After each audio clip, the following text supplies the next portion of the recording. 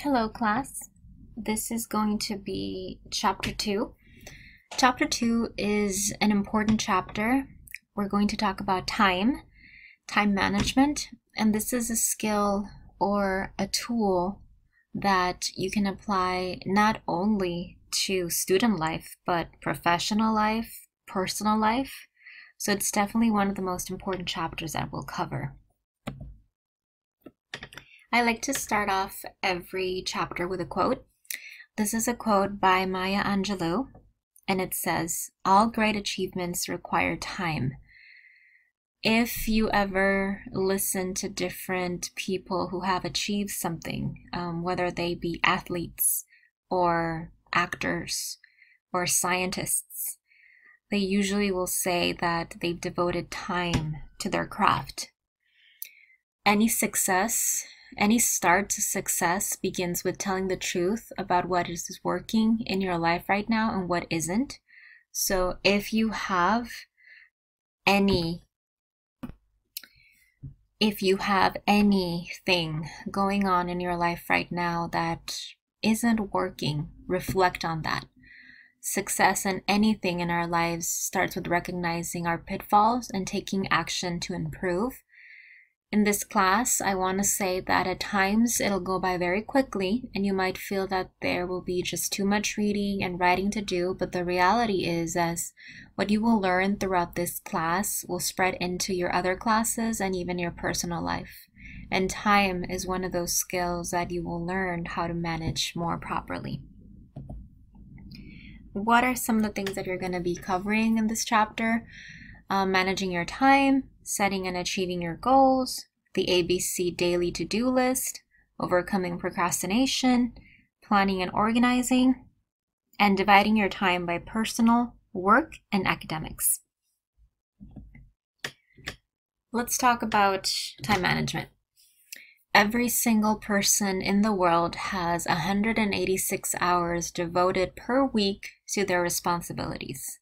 Multiply 24 times 7, and you have 168 hours per week to utilize for your responsibilities. Being present in a moment is such a simple idea, but there are times when you have so many obligations and we feel we run out of time. Being present is just a concept. The words time management may make you recall images of restriction and planning and organizing.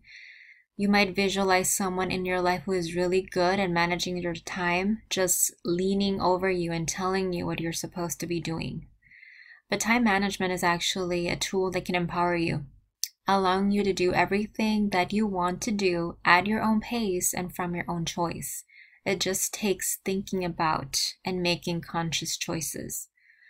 There are moments when time seems to pass at different speeds. Sometimes it goes by so fast and a minute can feel like an hour. And sometimes it goes by so fast and time just flew by and you didn't even notice it. Sometimes you feel that a semester in class is like an eternity and 16 weeks is just too long. And sometimes a short-term class just goes by in a blink of an eye. Sometimes it feels like others control our time, right? Maybe our boss, maybe our family members, maybe our partner, maybe our friends, our coach, our kids. But the skill here is to approach time as if you were the one in control. When you say you just don't have enough time, you might really be saying that you're not spending the time that you do have in the way you want. And this chapter is exactly aiming to do that. It's going to help you know what you want, know how to get what you want, and go for balance. The purpose of planning is to carve out space in our own lives for things that are not urgent but truly important, like exercising, praying, meditating, spending quality time alone or with family or with friends, traveling, exploring. Yet when deadlines and schedules come, we often drop the important things and we postpone them for that day when we really finally get the time we want. Complete the exercise on pages 66 to 70 to notice how you're spending your time. Let's talk about being here in the now. Um, be here in the now is about focusing your attention where you want it to be. There are times when we're sitting in a lecture, or you're working on a project, or you're trying to study, and there's a voice inside your head that redirects your attention. It might be saying something like, I need to buy cat food on the way home. Oh, I don't want to forget to pay the gas bill. I need to email so-and-so about going out on Friday. I need to remember to bring my iPod or laptop to work tonight. I have that English paper due tomorrow and I have to submit it. I need to change my doctor's appointment. I need to call so-and-so. This is an internal dialogue that's going on in your head when you should be focusing on something else. And let's be honest, it happens to all of us. It might be even happening to you right now as you're listening to my voice. One of the tools that I want you to do is to notice when this is going on. Notice the voice, acknowledge the voice that's going on in your head. But a tool and a skill that you need to practice to be better at is to gently return your focus to the task at hand. Repeat and repeat and repeat. Notice the voice, acknowledge the voice. Return your focus to the task and repeat until your attention is back until what you were doing. Let's do an activity to live in the moment. I want you to do this for a week, maybe, or maybe even shorter than that, 3 days. Put down your cell phone. Put it wherever in your trunk when you're driving. Don't have it next to you. Leave all your electronic devices in your car when you go to class. Turn off all these devices as well as the TV, the radio, music, and close all the windows and blinds when you're studying or reading. After a week or days, whatever you choose have passed, think about how often did your mind wander when you were supposed to focus. Were you surprised? Was it hard not having your cell phone next to you when you drove? What was it like to go to class minus your phone and laptop? When you studied or read with everything turned off and the blinds closed, did you focus? And did your productivity increase, decrease, or stay the same? This is a simple activity that you can do to notice how your attention is divided. There are some key skills that we're going to be talking about throughout this semester. They're called the Master Student Values. These 5 are focused attention, self-responsibility, integrity, risk-taking, and contributing. These are the 5 values of any master student or any student that aims to be at the top of being a student, which is called a master student. Something that you should be doing in order to increase your master student values is focusing your attention by unplugging from technology, committing to single tasking, or when you're multitasking, doing it with skill.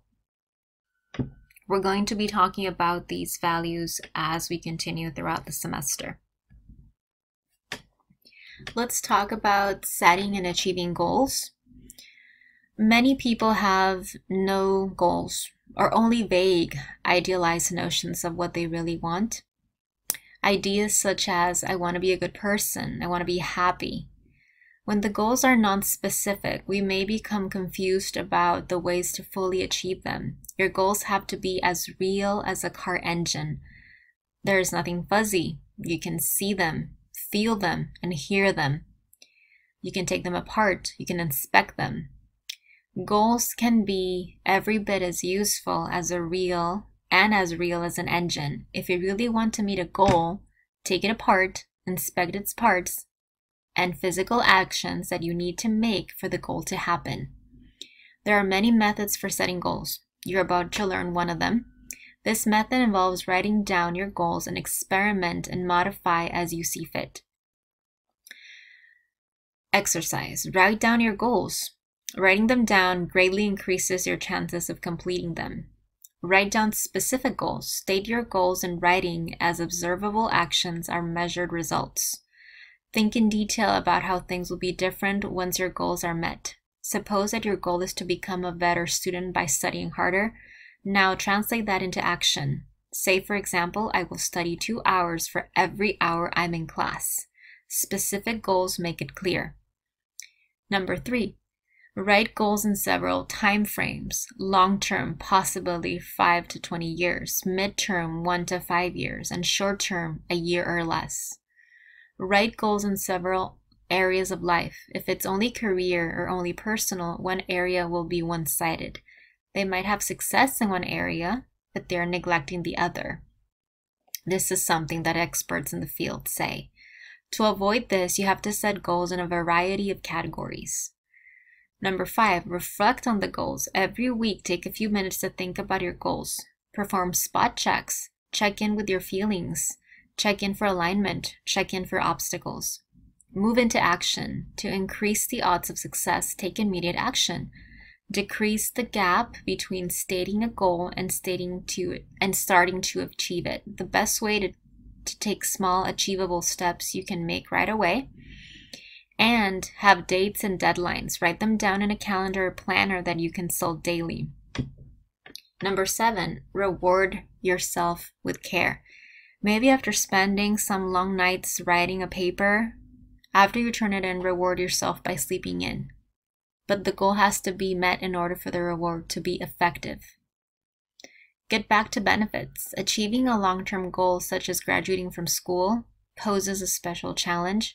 The payoff in the distance seems so distant, and the work in the present seems so hard.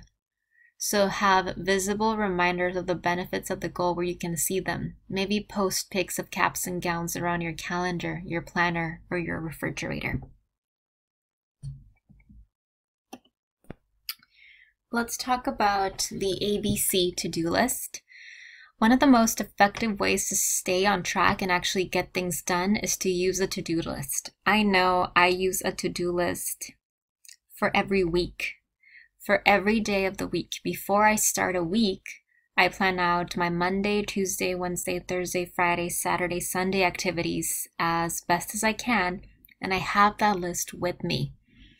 This is a tool that's definitely helped me organize my time and manage my time as a person, as a counselor, so in professional life and personal life. Making to-do lists, it's a great way to set short-term goals, let's say for the day or the week, and to organize your behavior. There are many ways to make them. Here is a 5-step process. A typical day in the life of a student is made up of what? Attending lectures, studying, going to group study time maybe, tutoring, maybe doing a club work, working at a job, writing your paper, and then getting home to chores, etc. It's easy to forget things if you don't write them down. So your 5 steps is to brainstorm what tasks you need to do for the week, estimate how much time you need per task, rate your tasks in terms of what's more essential to be done in the week or the day, cross off tasks as you complete them, and then evaluate how you did in your to-do list. This slide is an example of a student creating a daily to-do list using the 5-step system. This method, ABC, involves ranking each item on your list according to 3 levels of importance, A, B, or C. So step 1, brainstorm. To get started, list all the tasks that you want to get done tomorrow, and each task is an item on the to-do list. Just list everything you want to accomplish on a sheet of paper. You can even follow this example. Step 2, estimate the time. For each task, estimate how long it will take to complete it. Give it your best guess. If you can see on the screen, so a task, take a dog to the vet, estimate time, let's say it's going to take you 2 hours, and that is an A priority rate task because your dog really needs to go to the vet. Once you do it, you cross it off and then evaluate like you did a good job. Something like this is something that will definitely make you a better manager of your own time. Step 3, rate each task by priority. In order to prevent overscheduling, decide which to-do items are the most important given the time that you have available. To decide this, follow the ABC method. The A's on your list are those things that are the most critical, like the deadlines. The B's are important, but less than the A's. The B's might someday become A's. They are tasks not as urgent, they can be postponed for another day. The C's do not require immediate attention. They are often small jobs with no deadlines. They too can be postponed. Once you've labeled the items, schedule time for the A's, the B's, and the C's. And then randomly during the day when you are in between tasks, then you could start crossing them off. Step 4, cross off tasks. Keep your list with you at all times. Cross activities off when you've completed them and then add new ones if you think of them. Be mindful of the C fever. When you need to complete A items like a history paper due next week and you do C items instead, like vacuuming the rug or surfing the web as the example is on the page in front of you, etc. Be careful of not doing only the C tasks because you want to avoid the A tasks. Step 5, evaluate. At the end of the day, evaluate your performance. Look for priorities you didn't complete and look for items that turn up constantly as B's and C's and maybe consider them changing them to A's or dropping them.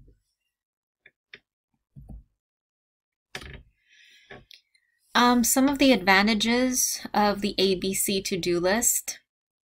You don't have to worry about forgetting something important because it's on your list. It helps you get the most important tasks done each day. It reduces stress and makes it easier to sleep at night because you've completed things, or at least you know what you're doing. And you can adapt the concept to fit your needs. Let's talk about multitasking. This is something that a lot of people struggle with. Multitasking is when you do many things at the same time. Despite the brain's capacity, research reveals that we are basically wired to do one thing at a time. It is better to do one task at a time. A key quality to develop as a master's student is focused attention. Remember, we talked about that. Let me go back to that slide. Focused attention is one of the key qualities to develop as you become a master's student.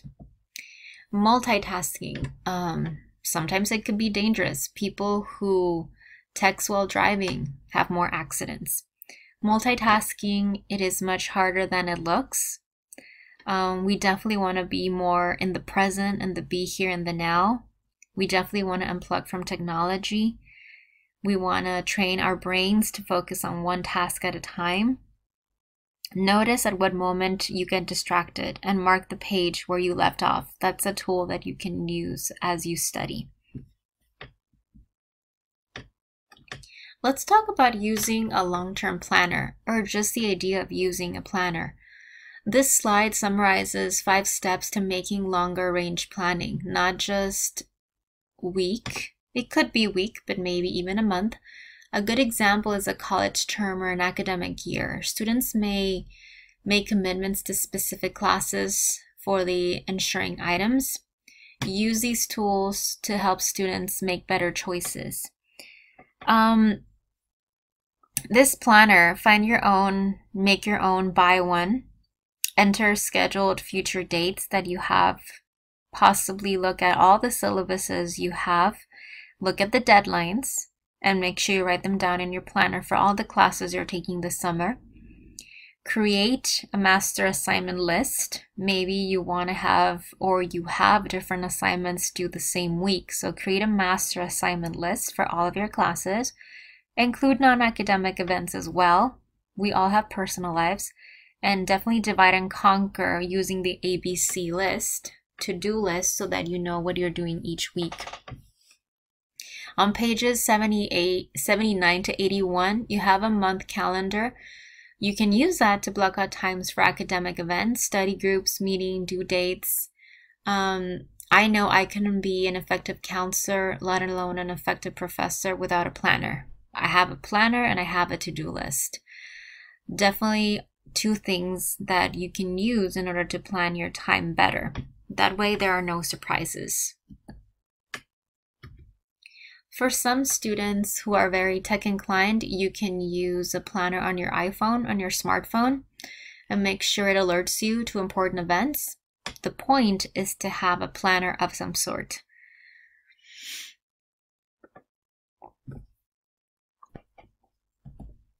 Let's talk about procrastination. We all know what procrastination is. It is defined as the avoidance of doing a task which needs to be accomplished. It is the practice of doing more pleasurable things in place of less pleasurable things, or carrying out less urgent tasks instead of more urgent ones, thus putting off impending tasks to a later time. There's one way to stop procrastinating. Think of something you've been putting off right now in your life. One that could be done in 5 minutes. Then do it. Then tomorrow, choose another task to do it. Repeat this each day of a week and notice what happens to your habit. If it doesn't work, let's talk about this 7-day procrastination plan. These 7 strategies are some tools that you can use to reduce or eliminate many sources of procrastination. They are tied to the days of the week and to help you remember them. Monday, make it meaningful. List why this task is important and how you will feel once it is completed. M for meaningful for Monday. Tuesday, take it apart. Break big jobs into little jobs that you can do in 15 minutes or less. If you have a lot of reading due, divide it into 2/3 sections and read them separately. T for take for Tuesday. Wednesday, write an intention statement. If you need to write a research paper, you can say, I intend to write a list of 10 possible topics by 9 p.m. tonight. Write for W for Wednesday. Thursday, tell everyone, tell a friend, tell someone, tell your mom about your intention to get something done. Include those people who will ask you about tasks. Make the world your support group. Friday, find a reward. Make sure you have a reward if you complete a task, and if you don't, withhold that reward. If you don't study, you don't get to go to the movies. Don't just go anyways. Saturday, settle it down. Do it now. The minute you find yourself procrastinating, get down and do it. Just do it. Sunday, say no. If you're really not going to do something, just say no. Just admit it. Don't procrastinate and feel guilty. Let it go and just say no. I know for me, when I'm procrastinating, something that helps me is the Friday. Find a reward. I usually want to reward myself when I get something done, whether that's watching a movie, watching backed up shows that I haven't watched. I don't reward myself if I haven't completed a task. This is my mantra. You can definitely find one of these 7 to help you not procrastinate.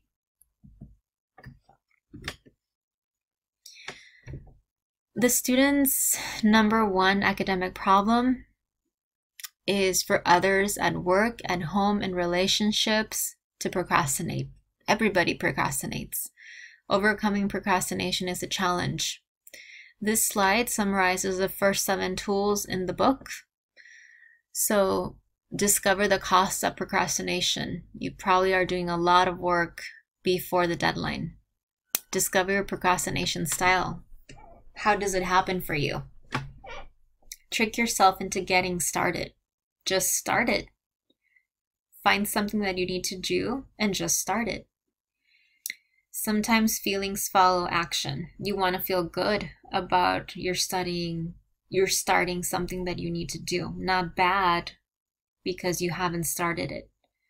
Choose to work under pressure. Sometimes it just has to happen that way. And some people, working under pressure really is a motivation, but that procrastination, if it gets to be a habit, working under pressure is not effective and you might not produce your best work. It's always good to think ahead, use your planner, and know what needs to be done the following week so then you're not overwhelmed. And always create goals that draw you forward. Those rewards that we were talking about, having those rewards for some people is really motivating. Maybe not being able to see your friends until you complete a task will be the goal that draws you forward. Let's talk about this slide. This slide highlights 5 of the many ways to get the most out of now. So, tips to get the most out of now. When, where, getting focused, questions. Study difficult or boring subjects first. Just get it done. Be aware of your best time of the day. When are you most productive? Use waiting time. Maybe you're waiting in between appointments. Maybe you're waiting before you get your car fixed at the mechanic. Study during that time. Study 2 hours for every hour in class. That's the average. That's the recommended. For every hour you're sitting in class, you need to study 2 hours a week for. And monitor your time online. Maybe you're devoting way too many time or too much time to things that you don't need. 9 more ways to get the most out of now. Pay attention to your attention. Remember that skill we said when your mind was drifting? Pay attention to how you're paying attention. Agree with other people about study time. Maybe form a study group. Get off the phone. Learn to say no to different things that some people are demanding of you. Hang a do not disturb sign on your door, possibly, so people don't bother you. Get ready the night before. And do things the night before you wake up so you're not rushed in the morning. Avoid noisy distractions and manage interruptions. These are just some of the skills to managing your time.